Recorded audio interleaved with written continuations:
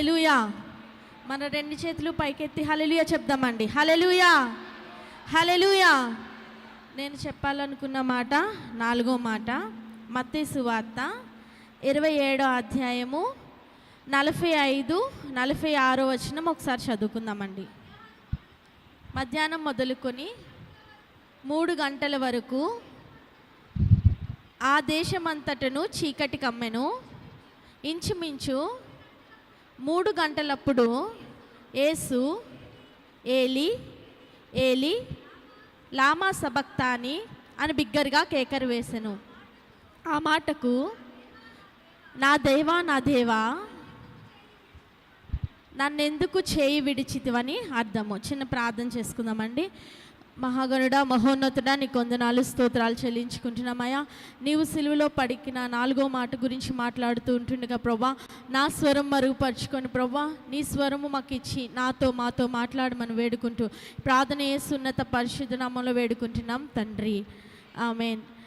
యేసు ప్రభువారు సిలువలో పలికిన 4వ మాట ఏలి ఏలి లామా సబక్తాని అన్న మాటకు అర్థం ఏంటంటే, దేవా దేవా నన్నెందుకు చేయి విడచితివి అని అర్థము.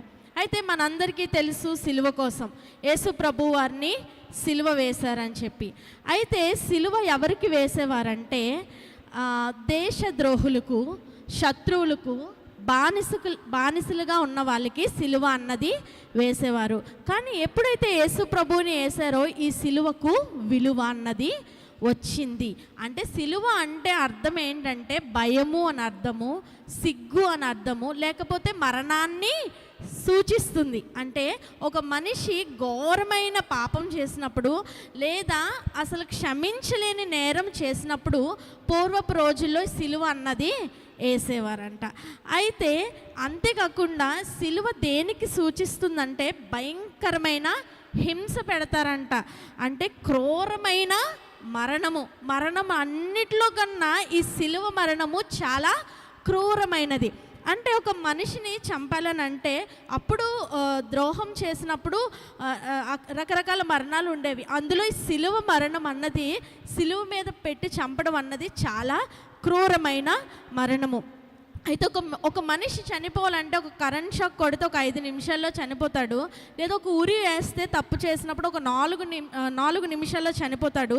కానీ ఈ సిలువలో పూర్వపు రోజుల్లో ఒక 6 రోజుల దాకా హింసించేవారంట.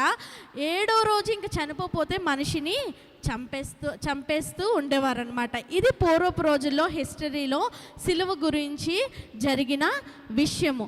అయితే ఇలాంటి సిలువ మీద యేసు ప్రభుని నీ కొరకు నా కొరకు ఆయనను సిలువ పైన చంపారు. అంతేకాకుండా ఈ సిలువ భయంకరమైన పాపం చేసిన వాళ్ళకు మాత్రమే ఈ సిలువ శిక్ష వేసేవారంట. ఆయన ఏ పాపము చేయకుండా నీ కొరకు నా కొరకు ఆయనను సిలువ మీద చంపారు. అయితే సిలువకు ఎక్కించినప్పుడు యేసు ప్రభుని తీసుకెళ్తున్నప్పుడు కొరడాతో కొట్టి తీసుకెళ్ళేవారు. ఆ కొరడ చూసుకున్నట్లయితే ఆ కొరడ 1.5 అడుగు చెక్క ఉంటుందంట, ఇంకొక 1.5 అడుగు ఒక బెల్ట్ ఉంటుందంట, చివర 1/2 అడుగు ఏముంటుందంటే ఒక బ్లేడ్ కానీ, ఒక గాజు పెంకులు కానీ, లేదా ఒక భయంకరమైన సూదులు కానీ ఉంటాయంట.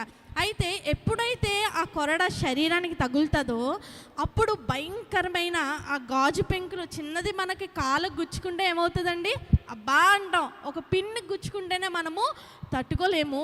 అలాంటిది ఆ కొరడాలతో కొడుతున్నప్పుడు అవి శరీరానికి గుచ్చుకున్నప్పుడు భయంకరమైన బాధ కలుగుతుందంట. అంతేకాకుండా 25 దెబ్బలకే ఆ కొరడాతో కొడితే ఒక మనిషి చనిపోతాడంట. కానీ ఆయన నీ కొరకు నా కొరకు 39 దెబ్బలు ఆయనను కొట్టారు. అంత భయంకరమైన శిక్ష నీ కొరకు నా కొరకు అనుభవించాడు. అంతేకాకుండా యేసు ప్రభు వారికి ఒక ముళ్ళ కిరీటం పెట్టారు కదండి, ఒక ముళ్ళ కిరీటం పెట్టారు. దానికోసం మనం చూసుకున్నట్లయితే అది ఒక చెట్టు కొమ్మతో చేశారు. ఆ చెట్టు పేరు యుఫోబియా మిల్లీ అంటారు. అంటే ఆ చెట్టు మనము చాలా ఇక్కడ కూడా మనం చూడొచ్చు కొన్ని ప్రాంతాల్లో. ఆ ముళ్ళు అంట చాలా షార్ప్గా ఉంటుందంట. అసలు చాలా భయంకరంగా అది శరీరంలోకి గుచ్చుకుంటుంది. సో అలాంటి ముళ్ళతో ఒక కిరీటాన్ని తయారు చేసి యేసు ప్రభు వారికి పెట్టారు.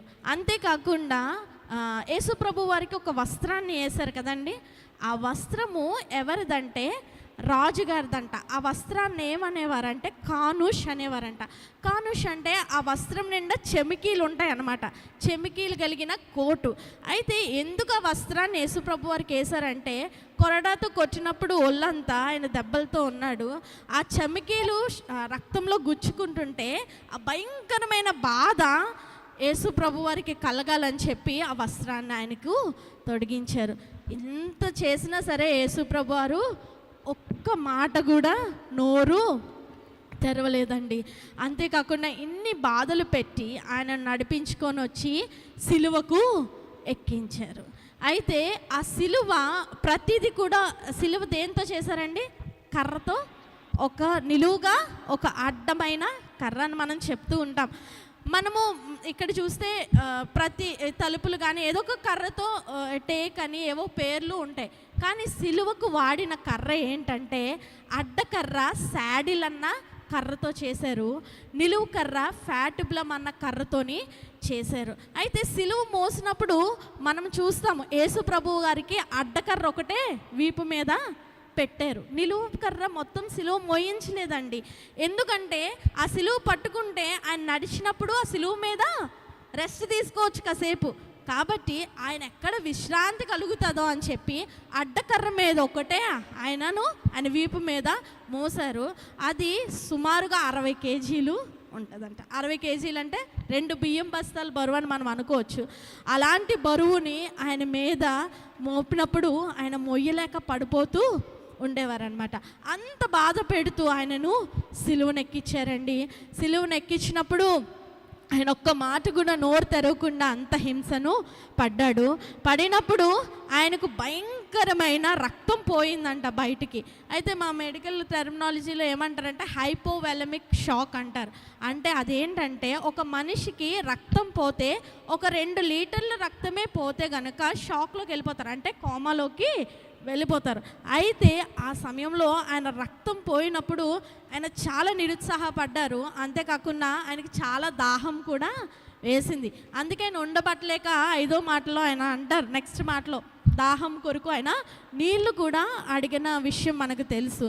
అయితే నేను ఎందుకు ఇదంతా చెప్పానంటే, ఆయన ఎంత బాధ కలిగింది కాబట్టి ఆ బాధను ఓర్వలేక, దేవా దేవా ఇంత బాధలో నా చేయ ఎందుకు విడిచితివి? ఈ మాట మనం ఏ మాటగా చెప్పుకోవచ్చు అంటే ఆక్రందన మాటగా చెప్పుకోవచ్చు. ఆక్రందన అంటే ఏంటండి? చాలా భయంకరమైన ఆవేదన కలిగినప్పుడు మనం ఆక్రందన అంటాం. చాలా ఒంటరితనానికి సంబంధించినప్పుడు మనము ఈ మాటను పలుకుతాం.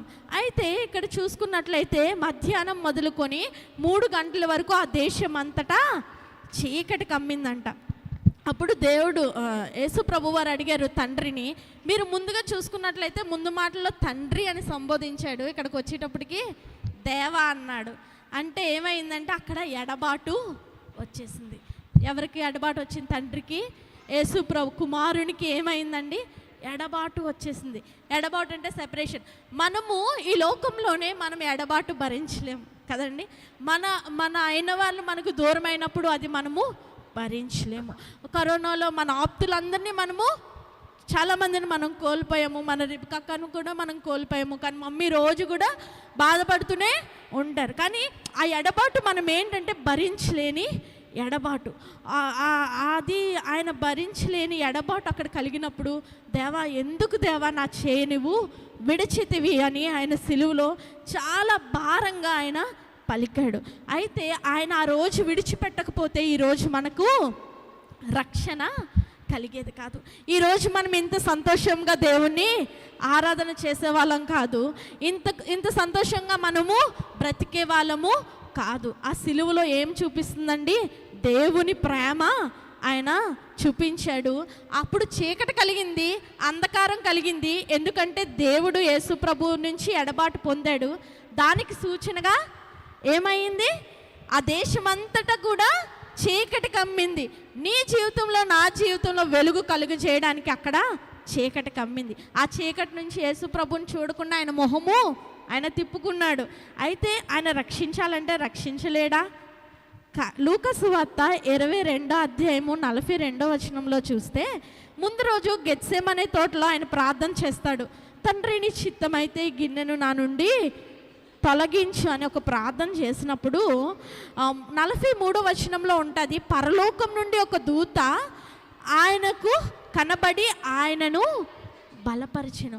గెత్సేమనే తోటలో వచ్చిన దూత గొల్గొతా కొండపై తండ్రి యేసు ప్రభు వారు బాధపడుతున్నప్పుడు తండ్రి ఎందుకు పంపించలేదండి కదా? అదే దేవదూతను పంపించి దేవుడు బలపరపొచ్చు, ఆ సిలువ నుంచి ఆయనను తప్పించవచ్చు. కానీ గొల్గొతా కొండపై దేవుడు యేసు ప్రభుని ఏం చేశాడండి? విడిచిపెట్టాడు. ఎందుకు విడిచిపెట్టాడండి? నీ కొరకు, నా కొరకు, నీ రక్షణ కొరకు, నా రక్షణ కొరకు, నీ పాపం కొరకు, నా పాపం కొరకు, మన శాపం కొరకు ఆయన ఒక శాపము అయిపోయాడు.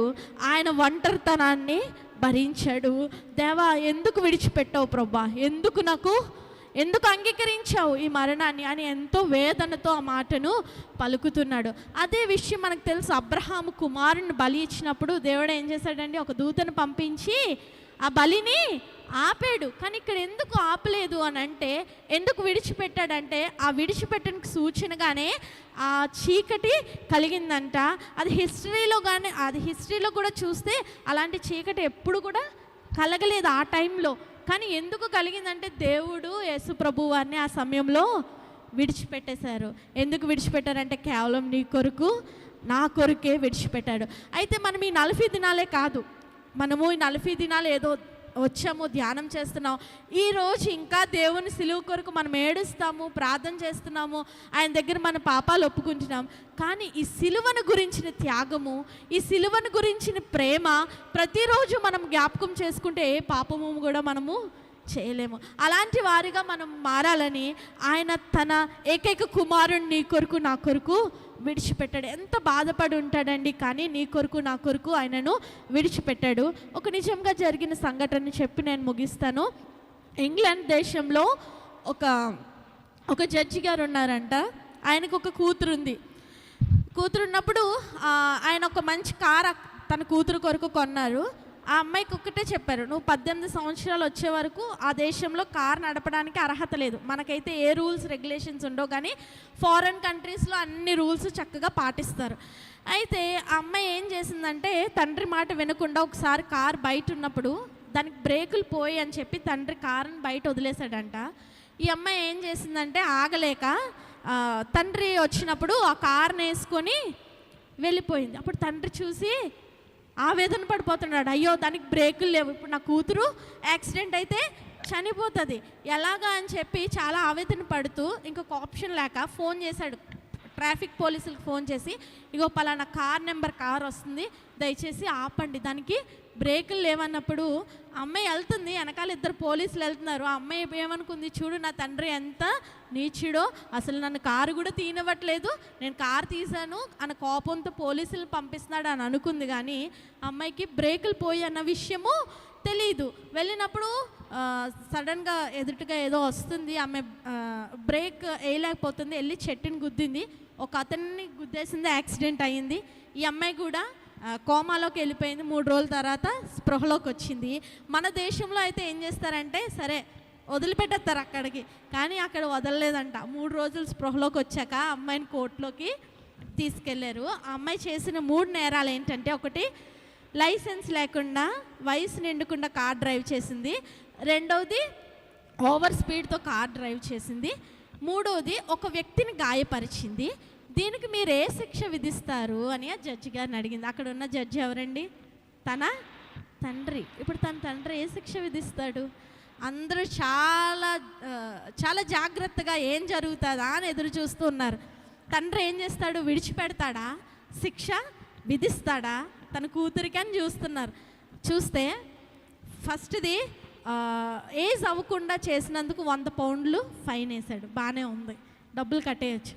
రెండవది ఓవర్ స్పీడ్ వేసినందుకు ఇంకో 100 పౌండ్లు ఫైన్ వేశారు, ఇది కూడా బాగానే ఉంది. మూడోది ఒక అతన్ని గాయపరిచినందుకు, ఆయన చనిపోలేదు బట్ గాయపరిచినందుకు 10 కొరడా దెబ్బలు శిక్ష విధించారు. ఇప్పుడు కూతురు అనుకుందంట, చూడు నా తండ్రి జాలి లేనివాడు ఎందుకు ఇలా చేశాడని చాలా బాధపడ్డది. తర్వాత ఆయన ఆ జడ్జి సీట్లోంచి దిగి వచ్చినప్పుడు ఆమెకు శిక్ష వేసే సమయం, అసలు వేస్తారా లేదా అని అందరూ చూస్తూ ఉంటే ఆయన జడ్జి కోట్ తీసేసి ఆయన పెట్టేసి నార్మల్ డ్రెస్ వేసుకొని 200 పౌండ్లు చెక్ రాసి ఆమె చేతికి ఇచ్చారట. తర్వాత భట్టుడు వచ్చి కొడుతున్నప్పుడు ఆయన అనుకున్నాడంట, అయ్యో జడ్జి గారి కూతురు నేను ఎలాగా కొట్టలేను కదా అని చెప్పి తన కళ్ళు మూసుకున్నాడంట. మూసుకున్నప్పుడు తన తండ్రి ఏం చేశాడంటే తన బిడ్డని ఇలా పట్టుకున్నాడు. ఆ కొరడా దెబ్బలు ఆ జడ్జి గారు తిన్నారు. అయితే ఇది ఉదాహరణ ఎందుకు చెప్పానంటే, నీ కొరకు నా కొరకు మనం పొందాల్సిన బాధ యేసు ప్రభు వారి సిలువలో నీ కొరకు నా కొరకు త్యాగమయ్యారు, నీ కొరకు నా కొరకు ప్రాణం పెట్టారు.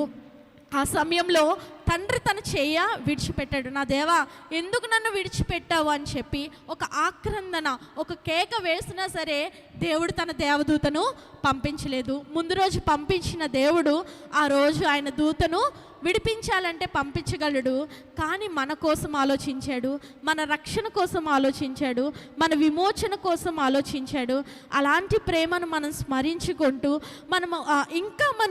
ఇంకా మనం నిర్లక్ష్య స్వభావంతోనే ఉంటున్నాం, ఇంకా మన హృదయం చెడుతోనే ఉంటుంది, ఇంకా మనం పాపంలోనే ఉంటున్నాము, ఇంకా మనం దేవునికి దూరంగానే ఉంటున్నాము. కానీ దేవుడు ఈరోజు నీతో నాతో మాట్లాడుతున్నాడు. ఆయన సిలువ ద్వారా ఆయన ప్రేమను మనకు చూపిస్తున్నాడు. ఒక్క నిమిషం ప్రార్థన చేద్దామా? మనం ఏ పరిస్థితుల్లో ఉన్నాం? అయ్యా నీ సిలువను నేను అర్థం చేసుకోలేకపోయానయ్యా. అయ్యా నువ్వు నా కొరకు ప్రభా ప్రాణం పెట్టావు, రక్తం కార్చావు, భయంకరమైన కొరడాలతో దెబ్బలు తిన్నావయ్యా, ముళ్ళ కిరీటాన్ని పెట్టుకున్నావు ప్రభా. దేవా నా కొరకు తండ్రి నుంచి ఎడబాటు తీసుకున్నావు, కానీ నేను అర్థం చేసుకోలేకపోతున్నాను, నీ దగ్గరకు నేను రాలేకపోతున్నాను. 2 నిమిషాలు ప్రార్థన చేద్దామా? ఈరోజు దేవుడు నాతో మాట్లాడుతున్నాడు, మనతో కూడా మాట్లాడే దేవుడు.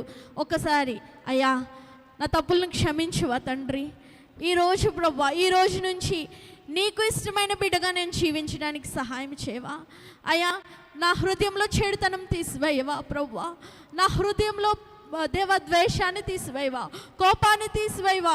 నన్ను పవిత్రపరచండి తండ్రి, నన్ను నిర్దోషిగా మార్చండి ప్రభువా. దేవ నాలో ఉన్న ఏ చెడుతనం అయితే ఉందో ప్రభువా, నీ సిలువ దగ్గరికి వచ్చి దాన్ని అప్పగిస్తున్నానయ్యా. ఇప్పుడు నేను ఒప్పుకుంటున్నానయ్యా. అయ్యా నేను చేతులతో చేసిన తప్పుల వల్ల నీ చేతులతో మేకులు కొట్టించుకున్నావయ్యా.